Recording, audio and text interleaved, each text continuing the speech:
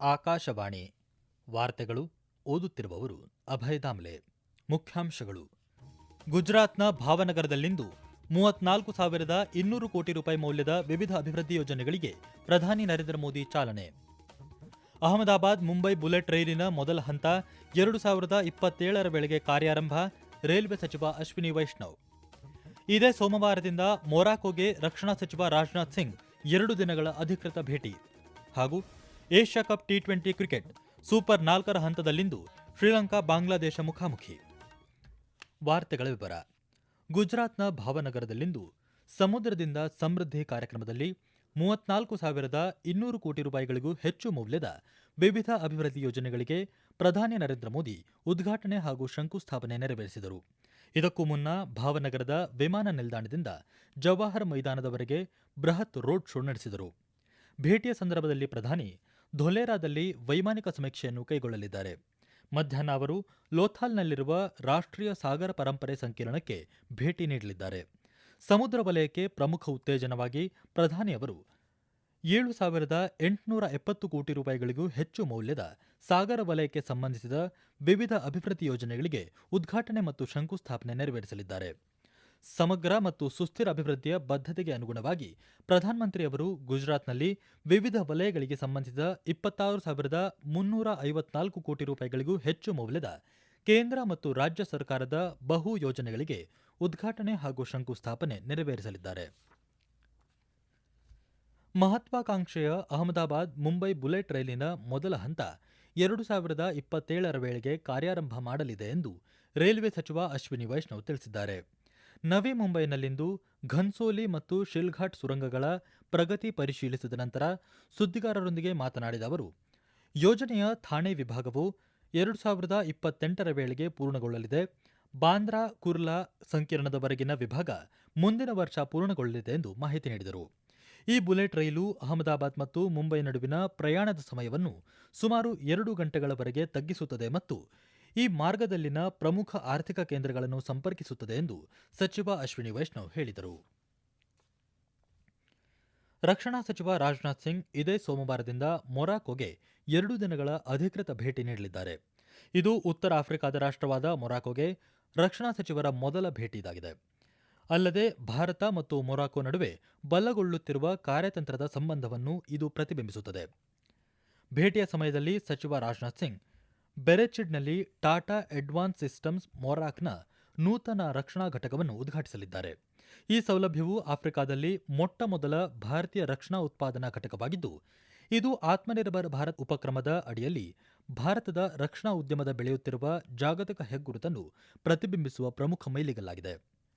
ಇದೇ ವೇಳೆ ಸಚಿವ ರಾಜನಾಥ್ ಸಿಂಗ್ ಅವರು ಮೊರಾಕೊ ರಕ್ಷಣಾ ಸಚಿವ ಅಬ್ದೆಲ್ಟಿಫ್ ಲೌಡಿಯಿ ಅವರೊಂದಿಗೆ ದ್ವಿಪಕ್ಷೀಯ ಸಭೆ ನಡೆಸಲಿದ್ದಾರೆ. ಈ ವೇಳೆ ಉಭಯ ದೇಶಗಳ ನಡುವೆ ರಕ್ಷಣೆ, ಕಾರ್ಯತಂತ್ರ ಮತ್ತು ಕೈಗಾರಿಕಾ ಸಹಕಾರವನ್ನು ಬಲಪಡಿಸುವ ನಿಟ್ಟಿನಲ್ಲಿ ಮಾತುಕತೆ ನಡೆಯಲಿದೆ.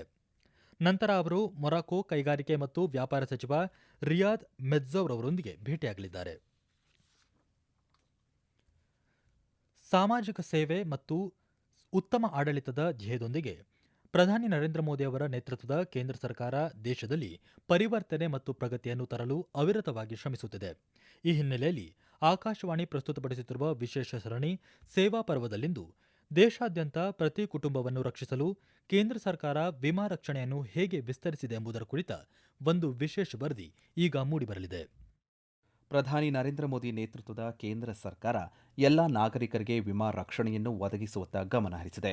ಅಸುರಕ್ಷಿತರನ್ನ ಸುರಕ್ಷಿತಗೊಳಿಸುವ ದೃಷ್ಟಿಕೋನದಿಂದ ಪ್ರಧಾನಿ ನರೇಂದ್ರ ಮೋದಿಯವರು 2015 ಮೇನಲ್ಲಿ ಪ್ರಧಾನಮಂತ್ರಿ ಜೀವನ್ ಜ್ಯೋತಿ ಬಿಮಾ ಯೋಜನೆ ಮತ್ತು ಪ್ರಧಾನಮಂತ್ರಿ ಸುರಕ್ಷಾ ಬಿಮಾ ಯೋಜನೆಯನ್ನು ಒಳಗೊಂಡ ಜನಸುರಕ್ಷಾ ಯೋಜನೆಗಳನ್ನು ಪ್ರಾರಂಭಿಸಿದರು. ಇದು ಎಲ್ಲರಿಗೂ ಕೈಗೆಟುಕುವ ದರದಲ್ಲಿ ವಿಮೆಯನ್ನು ಒದಗಿಸುತ್ತದೆ. ಪ್ರಧಾನಮಂತ್ರಿ ಸುರಕ್ಷಾ ಬಿಮಾ ಯೋಜನೆಯನ್ನು ಅಪಘಾತದ ಕಾರಣದಿಂದಾಗಿ ಸಾವು ಅಥವಾ ಅಂಗವೈಕಲ್ಯಕ್ಕೆ ಕನಿಷ್ಠ ಪ್ರೀಮಿಯಂನಲ್ಲಿ 2 ಲಕ್ಷ ರೂಪಾಯಿಗಳವರೆಗೆ ರಕ್ಷಣೆಯನ್ನು ಒದಗಿಸಲು ವಿನ್ಯಾಸಗೊಳಿಸಲಾಗಿದೆ. ಪ್ರಧಾನಮಂತ್ರಿ ಜೀವನ್ ಜ್ಯೋತಿ ಬಿಮಾ ಯೋಜನೆಯನ್ನು ಯಾವುದೇ ಕಾರಣದಿಂದ ಸಂಭವಿಸಿದ ಮರಣಕ್ಕೆ ಕನಿಷ್ಠ ಪ್ರೀಮಿಯಂನಲ್ಲಿ ಜೀವ ವಿಮಾ ರಕ್ಷಣೆಯನ್ನು ಒದಗಿಸಲು ವಿನ್ಯಾಸಗೊಳಿಸಲಾಗಿದೆ. ಯೋಜನೆಗೆ ಚಾಲನೆ ನೀಡಿದ ಸಂದರ್ಭದಲ್ಲಿ ಮಾತನಾಡಿದ ಪ್ರಧಾನಿ ನರೇಂದ್ರ ಮೋದಿ, ಇದು ಸಮಾಜದ ದುರ್ಬಲ ವರ್ಗಗಳ ಭದ್ರತೆಗೆ ಸಹಾಯ ಮಾಡುತ್ತದೆ ಎಂದು ಹೇಳಿದ್ದರು. ಪ್ರಧಾನಮಂತ್ರಿ ಜನ ಆರೋಗ್ಯ ಯೋಜನೆಯು ಸರ್ಕಾರದಿಂದ ಸಂಪೂರ್ಣವಾಗಿ ಹಣಕಾಸು ಒದಗಿಸುವ ವಿಶ್ವದ ಅತಿದೊಡ್ಡ ಆರೋಗ್ಯ ವಿಮೆ ಮತ್ತು ಭರವಸೆಯ ಯೋಜನೆಯಾಗಿದೆ. ಇದು ದೇಶದ ಸಾರ್ವಜನಿಕ ಮತ್ತು ಪಟ್ಟಿ ಮಾಡಲಾದ ಖಾಸಗಿ ಆಸ್ಪತ್ರೆಗಳಲ್ಲಿ ಪ್ರತಿ ಕುಟುಂಬಕ್ಕೆ ವರ್ಷಕ್ಕೆ 5 ಲಕ್ಷ ರೂಪಾಯಿಗಳ ವಿಮಾ ರಕ್ಷಣೆಯನ್ನು ಒದಗಿಸುತ್ತದೆ. ಈ ವಾರ್ತೆಗಳನ್ನು ಆಕಾಶವಾಣಿಯಿಂದ ಕೇಳುತ್ತಿದ್ದೀರಿ.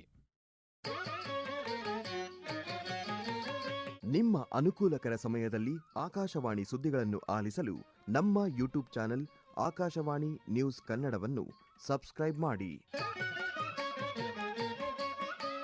ನಮ್ಮೆಲ್ಲ ಕೇಳುಗರು ನಮ್ಮ ಫೇಸ್ಬುಕ್ ಖಾತೆ ಆಕಾಶವಾಣಿ ಆರ್ಎನ್ಯು ಬೆಂಗಳೂರು ಧಾರವಾಡ ಮತ್ತು ನಮ್ಮ ಟ್ವಿಟರ್ ಖಾತೆ @AIRnews_ಕನ್ನಡವನ್ನು ಅನುಸರಿಸಿ. ಪ್ರಾದೇಶಿಕ ಸುದ್ದಿ ವಿಭಾಗ ಬೆಂಗಳೂರು ಹಾಗೂ ಧಾರವಾಡದ ಎಲ್ಲಾ ಸುದ್ದಿ ಸಂಚಿಕೆಗಳು ನಮ್ಮ ಸಾಮಾಜಿಕ ಮಾಧ್ಯಮ ಖಾತೆಗಳಲ್ಲಿ ಲಭ್ಯವಿರುತ್ತವೆ.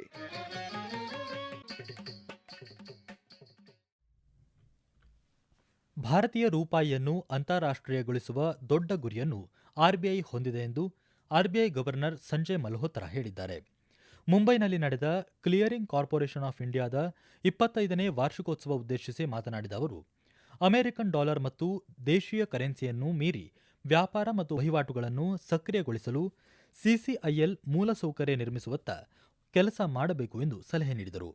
ವಿದೇಶಿ ವಿನಿಮಯ ಮತ್ತು ಸರ್ಕಾರಿ ಭದ್ರತೆಗಳ ಕ್ಷೇತ್ರದಲ್ಲಿ ಚಿಲ್ಲರೆ ಹೂಡಿಕೆದಾರರಿಗೆ ತಮ್ಮ ಕೊಡುಗೆಗಳನ್ನು ಬಲಪಡಿಸುವಂತೆ ಅವರು ಇದೇ ವೇಳೆ ಒತ್ತಾಯಿಸಿದರು. ಇರಾನ್ನಲ್ಲಿ ಉದ್ಯೋಗ ಭರವಸೆಗಳ ಬಗ್ಗೆ ಎಲ್ಲ ನಾಗರಿಕರು ಜಾಗರೂಕತೆ ವಹಿಸಬೇಕೆಂದು ಭಾರತ ಎಚ್ಚರಿಸಿದೆ. ಪ್ರವಾಸೋದ್ಯಮ ಉದ್ದೇಶಗಳಿಗಾಗಿ ಮಾತ್ರ ಇರಾನ್ ಸರ್ಕಾರ ಭಾರತೀಯರಿಗೆ ವೀಸಾ ಮುಕ್ತ ಪ್ರವೇಶವನ್ನು ಅನುಮತಿಸುತ್ತದೆ ಎಂದು ವಿದೇಶಾಂಗ ಸಚಿವಾಲಯ ತಿಳಿಸಿದೆ.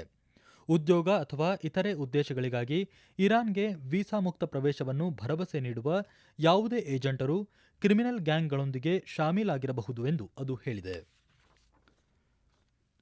ರಷ್ಯಾದ ಸಾರಾಟೋವ್ ಮತ್ತು ಸಮಾರಾ ಪ್ರಾಂತ್ಯಗಳಲ್ಲಿರುವ ತೈಲ ಸಂಸ್ಕರಣಾಗಾರಗಳ ಮೇಲೆ ಉಕ್ರೇನ್ ದಾಳಿ ನಡೆಸಿದೆ ಎಂದು ವರದಿಯಾಗಿದೆ. ಇದು ರಷ್ಯಾ ಆದಾಯದ ಪ್ರಮುಖ ಮೂಲವಾಗಿದ್ದು, ಸಾರಾಟೋವ್ ನಗರದ ಹೊರವಲಯದಲ್ಲಿರುವ ತೈಲ ಸಂಸ್ಕರಣಾಗಾರದ ಮೇಲೆ ಡ್ರೋನ್ ದಾಳಿ ನಡೆದಿದೆ. ಈ ಕುರಿತ ವಿಡಿಯೋಗಳನ್ನು ಸ್ಥಳೀಯರು ಸಾಮಾಜಿಕ ಜಾಲತಾಣಗಳಲ್ಲಿ ಪೋಸ್ಟ್ ಮಾಡಿದ್ದಾರೆ ಎಂದು ಸ್ಥಳೀಯ ಮಾಧ್ಯಮಗಳು ವರದಿ ಮಾಡಿವೆ. ಏಷ್ಯಾ ಕಪ್ ಟಿ20 ಕ್ರಿಕೆಟ್ ಪಂದ್ಯಾವಳಿಯ ಸೂಪರ್ 4ರ ಹಂತದಲ್ಲಿ ಇಂದು ದುಬೈ ಅಂತಾರಾಷ್ಟ್ರೀಯ ಕ್ರಿಕೆಟ್ ಕ್ರೀಡಾಂಗಣದಲ್ಲಿ ಶ್ರೀಲಂಕಾ ಮತ್ತು ಬಾಂಗ್ಲಾದೇಶ ತಂಡಗಳು ಮುಖಾಮುಖಿಯಾಗಲಿವೆ. ಪಂದ್ಯ ಭಾರತೀಯ ಕಾಲಮಾನ ರಾತ್ರಿ 8 ಗಂಟೆಗೆ ಆರಂಭವಾಗಲಿದೆ. ಭಾರತ ನಾಳೆ ಇದೇ ಸ್ಥಳದಲ್ಲಿ ತನ್ನ ಮೊದಲ ಸೂಪರ್ 4ರ ಪಂದ್ಯವನ್ನು ಪಾಕಿಸ್ತಾನದೊಂದಿಗೆ ಆಡಲಿದೆ. ಭಾರತದ ಸಾತ್ವಿಕ್ ಸಾಯಿರಾಜ್ ರಾಂಕಿರೆಡ್ಡಿ ಮತ್ತು ಚಿರಾಗ್ ಶೆಟ್ಟಿ ಜೋಡಿ ಚೀನಾ ಮಾಸ್ಟರ್ಸ್ ಬ್ಯಾಡ್ಮಿಂಟನ್ ಪಂದ್ಯಾವಳಿಯ ಪುರುಷರ ಡಬಲ್ಸ್ ವಿಭಾಗದ ಸೆಮಿಫೈನಲ್ ಪ್ರವೇಶಿಸಿದ್ದಾರೆ. ಚೀನಾದ ಶೆಂಝನ್ ಅರೆನಾದಲ್ಲಿ ನಿನ್ನೆ ನಡೆದ ಕ್ವಾರ್ಟರ್ ಫೈನಲ್ ಪಂದ್ಯದಲ್ಲಿ ಈ ಜೋಡಿಯು ಚೀನಾದ ರೆನ್ ಜಿಯಾಂಗ್ ಯು ಮತ್ತು ಕ್ಸಿ ಹೌನನ್ ಜೋಡಿಯನ್ನು 21-14, 21-14 ಸೆಟ್ಗಳಿಂದ ಪರಾಭವಗೊಳಿಸಿತು. ಇಂದು ನಡೆಯಲಿರುವ ಸೆಮಿಫೈನಲ್ ಪಂದ್ಯದಲ್ಲಿ ಸಾತ್ವಿಕ್ ಮತ್ತು ಚಿರಾಗ್ ಶೆಟ್ಟಿ ಜೋಡಿ ಮಲೇಷ್ಯಾದ ಅರುಣ್ ಚಿಯಾ ಮತ್ತು ಸೋ ಹೂ ಯಿಕ್ ಜೋಡಿಯನ್ನು ಎದುರಿಸಲಿದೆ. ದುಬೈನಲ್ಲಿ ನಡೆದ 28ನೇ UPU ಸಮಾವೇಶದಲ್ಲಿ ಭಾರತವನ್ನು ಯೂನಿವರ್ಸಲ್ ಪೋಸ್ಟಲ್ ಯೂನಿಯನ್ನ ಆಡಳಿತ ಮಂಡಳಿ ಮತ್ತು ಅಂಚೆ ಕಾರ್ಯಾಚರಣೆ ಮಂಡಳಿಗೆ ಮರು ಆಯ್ಕೆ ಮಾಡಲಾಗಿದೆ. ಭಾರತದ ಮರು ಆಯ್ಕೆಯು ಇಂಡಿಯಾ ಪೋಸ್ಟ್ನ ನಾಯಕತ್ವ, ಸುಧಾರಣೆಗಳು ಮತ್ತು ನವೀನ ಡಿಜಿಟಲ್ ಉಪಕ್ರಮಗಳಲ್ಲಿ ಅಂತಾರಾಷ್ಟ್ರೀಯ ಸಮುದಾಯದ ವಿಶ್ವಾಸವನ್ನು ಪ್ರತಿಬಿಂಬಿಸುತ್ತದೆ ಎಂದು ಕೇಂದ್ರ ಸಂವಹನ ಸಚಿವಾಲಯ ತಿಳಿಸಿದೆ. ಕೊನೆಯಲ್ಲಿ ಮತ್ತೊಮ್ಮೆ ಮುಖ್ಯಾಂಶಗಳು. ಗುಜರಾತ್ನ ಭಾವನಗರದಲ್ಲಿಂದು 34,200 ಕೋಟಿ ರೂಪಾಯಿ ಮೌಲ್ಯದ ವಿವಿಧ ಅಭಿವೃದ್ಧಿ ಯೋಜನೆಗಳಿಗೆ ಪ್ರಧಾನಿ ನರೇಂದ್ರ ಮೋದಿ ಚಾಲನೆ. ಅಹಮದಾಬಾದ್ ಮುಂಬೈ ಬುಲೆಟ್ ರೈಲಿನ ಮೊದಲ ಹಂತ 2027ರ ವೇಳೆಗೆ ಕಾರ್ಯಾರಂಭ. ರೈಲ್ವೆ ಸಚಿವ ಅಶ್ವಿನಿ ವೈಷ್ಣವ್. ಇದೇ ಸೋಮವಾರದಿಂದ ಮೊರಾಕೋಗೆ ರಕ್ಷಣಾ ಸಚಿವ ರಾಜನಾಥ್ ಸಿಂಗ್ 2 ದಿನಗಳ ಅಧಿಕೃತ ಭೇಟಿ. ಹಾಗೂ ಏಷ್ಯಾ ಕಪ್ ಟಿ20 ಕ್ರಿಕೆಟ್ ಸೂಪರ್ 4ರ ಹಂತದಲ್ಲಿಂದು ಶ್ರೀಲಂಕಾ ಬಾಂಗ್ಲಾದೇಶ ಮುಖಾಮುಖಿ. ಇಲ್ಲಿಗೆ ವಾರ್ತಾ ಪ್ರಸಾರ ಮುಕ್ತಾಯವಾಯಿತು. ನಮ್ಮ ಮುಂದಿನ ವಾರ್ತಾ ಪ್ರಸಾರ 2 ಗಂಟೆ 30 ನಿಮಿಷಕ್ಕೆ.